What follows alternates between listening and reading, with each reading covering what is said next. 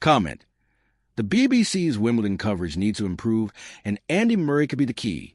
The thought of the BBC losing the rights to Wimbledon should send shivers down the spine of the public broadcaster, because the most famous tennis tournament in the world has become part of the BBC's DNA. It turned the likes of Dan Maskell and Sue Barker into sporting institutions. But perhaps this has become part of the problem. The sporting world is like life itself. It moves at a fast pace and demands a modern and varied approach. The Beeb has found this to its cost in the past, having lost the rights to host other sporting events such as the Open Championship, former Five Nations, Commonwealth Games, and now the boat race. But Wimbledon remains a jewel in the Beeb's crown.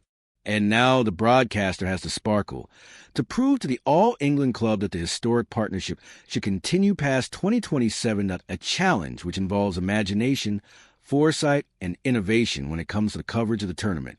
If BBC Director of Sport Alex K. Jelski thought Match of the Day needed revamping, he should be under no illusions that Wimbledon coverage needs a huge overhaul.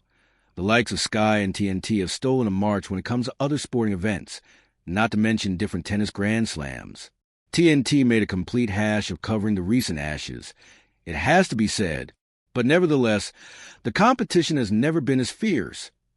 Wimbledon remains as English as a sporting venue could be, while the tradition of those taking part having to wear all white makes it unique.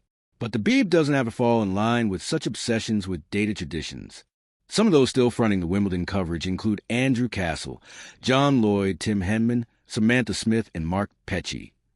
With respect to Castle, Lloyd, Henman, and Smith, none of these came close to winning one of their sport's greatest prizes. Henman, who reached the semifinals at SW19, swans around the place wearing his All-England Club official tie and blazer.